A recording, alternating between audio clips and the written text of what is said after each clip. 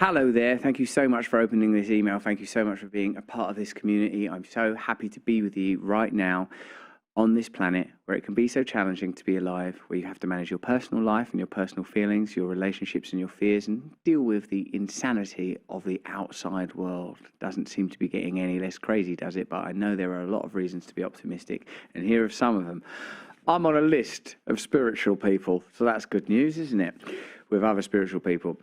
I'm coming to the United States of America in literally a week to do some shows. You can get tickets now. They're in Los Angeles and Florida. I'm going to be telling you how to get them in a second. We have a new Stay Awake podcast every week where I do a guided meditation with one of you, with a member of our community, where I create a meditation with you live in response to whatever challenge you have. And I'm going to be answering some of your questions in this email. We're going to focus more on the personal and the spiritual, the political every day on Rumble, every single day on YouTube. Here, let's look after ourselves emotionally, psychologically, and spiritually, and look at what the intersectional points of those things are. Whatever spirituality means, and literally what it means is that which is not material, I'm the most person of that there is. No, I'm not actually. I'm the 7th, but I'm ahead of Oprah Winfrey. I'm behind Gwyneth Paltrow, and being sandwiched between Gwyneth and Oprah is surely of some benefit, even if just beyond that is Sadhguru at number 5, and Jane Goodall, her of Gorillas of the Mist. She's been around for ages. She's shot straight in. She's a new entry. She's come from nowhere. As usual, Dalai Lama and Pope Francis vie for those top spots.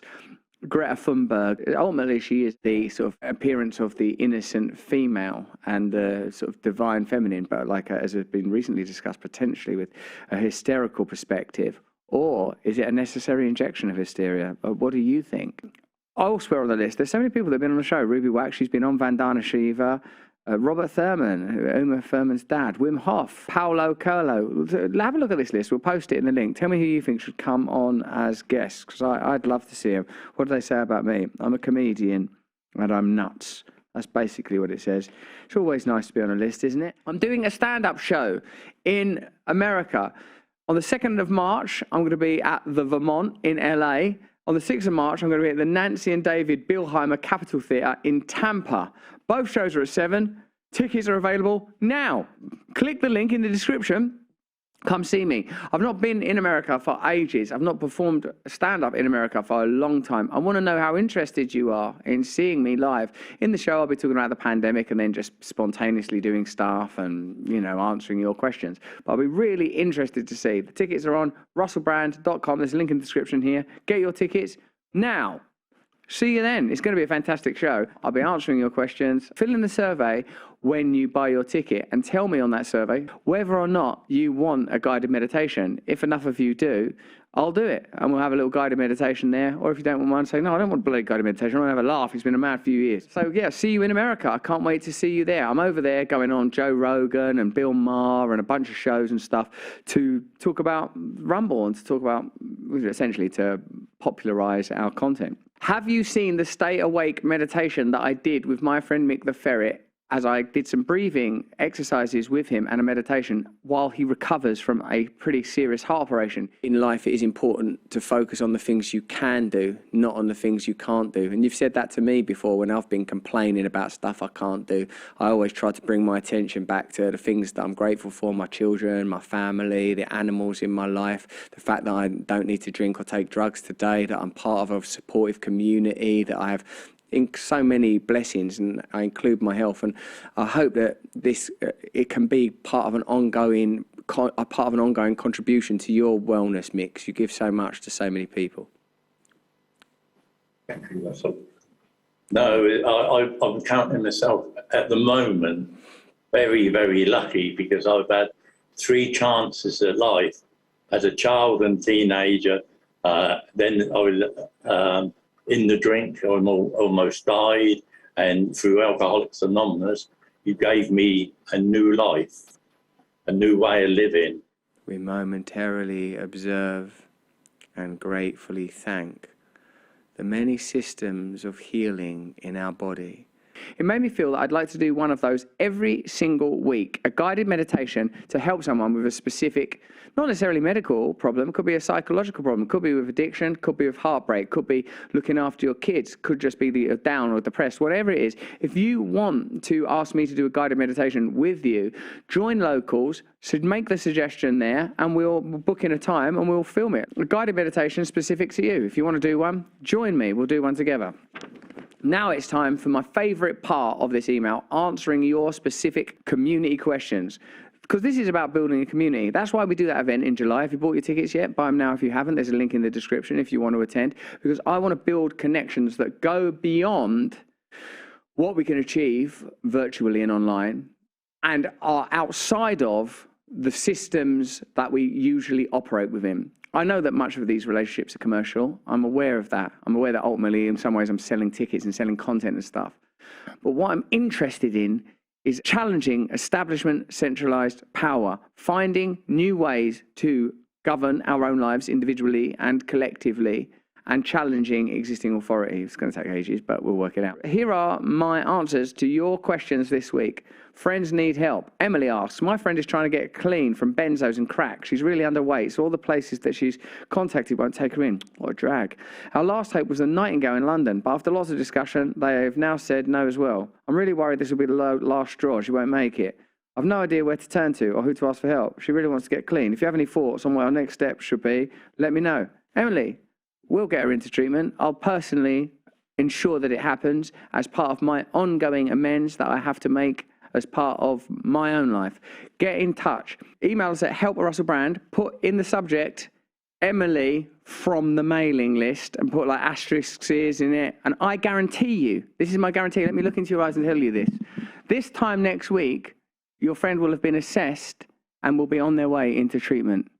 Thank you. Susan wants to talk about her son's transgender journey. Susan says, I don't know where to turn. My 26-year-old son is going to begin hormone therapy to transgender soon. I'm not supportive of this decision, as I believe God made him a man and he needs to respect what is. Although I disagree with his desire to be transgender, I love him dearly and he knows that. I pray every day for his welfare. He lives on the coast in the Midwest. The distance makes communication difficult. What would Eckhart Tolle tell me to do? Is it none of my business? Do I try and control my reaction? Oh, mate, what a tricky one, because you love your son and you bore your son and you raised him as a son and now your son's made a difficult decision for you. I've got to tell you that your son is 26 and he's an adult. And he wants to live now, I'm guessing, as a woman. I'm guessing because you say son the whole through. So I reckon, Susan, this is what I personally think. This is a complex cultural issue, isn't it? My personal feeling is that everything should come from a position of love and kindness.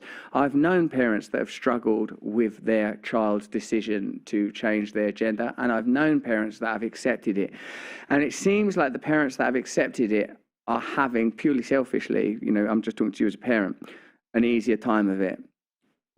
I mean, children are going to always do things that we disagree with as parents, aren't they? Like my children are 4 and 6 and they do things I disagree with. My 4-year-old won't put her shoes on. My 6-year-old punches me in the face, spits at me. There's all sorts of stuff goes on in my house.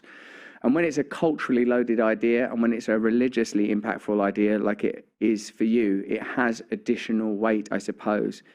When I am in doubt, and I spend a lot of time in doubt, what I return to is kindness, love, compassion, and willingness to surrender. I ask you, as a person who loves Christ, and I love Christ, how do you imagine Christ might handle this?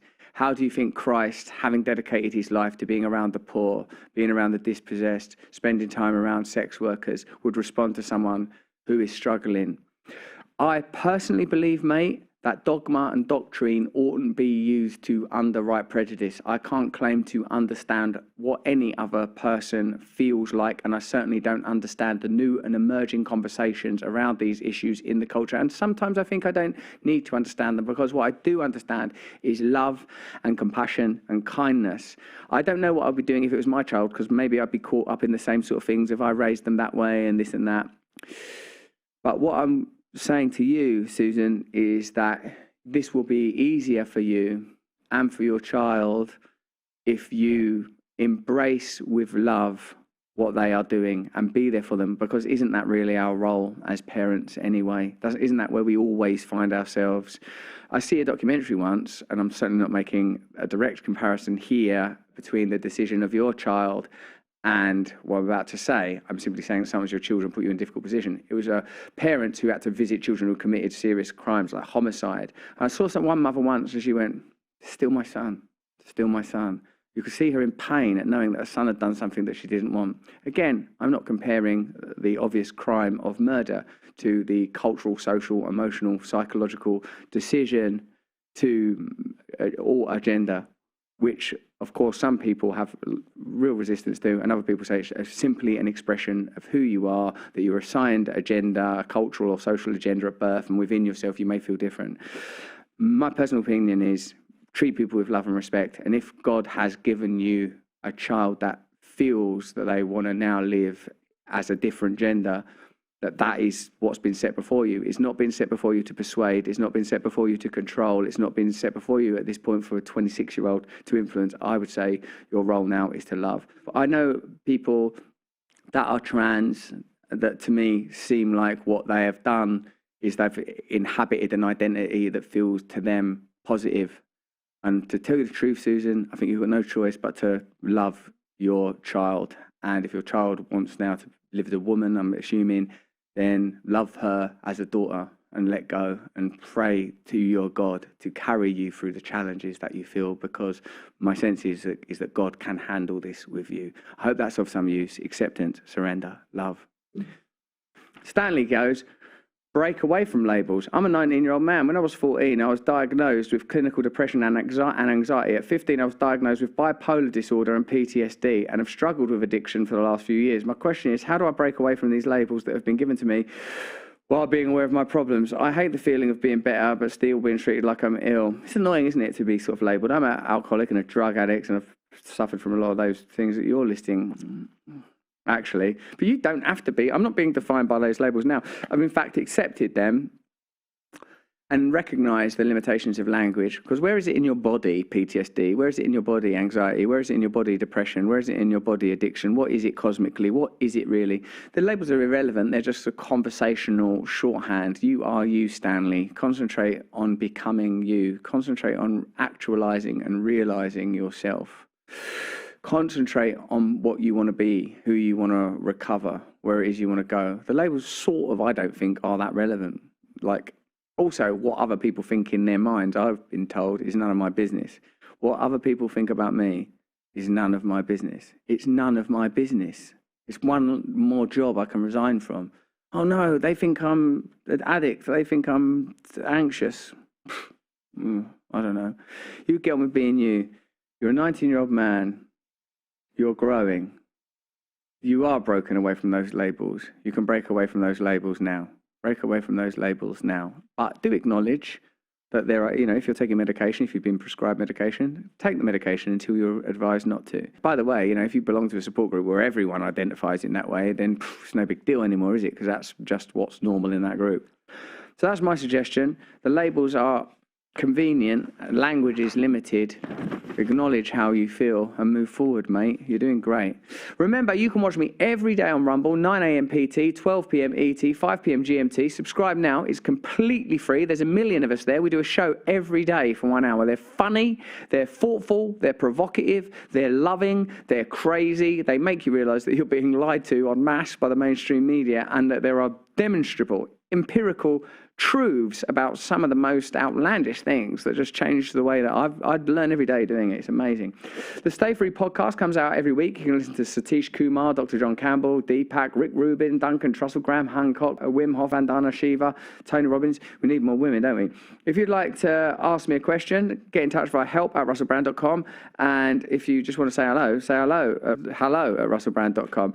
If you're American, or if you want to go to America, you've heard those dates, 2nd and the 6th. Tickets are available now. Get your tickets now. I want to see how quickly they go, because if they go quick, I'm going to come to America and spend more time in that country. Until then, stay free.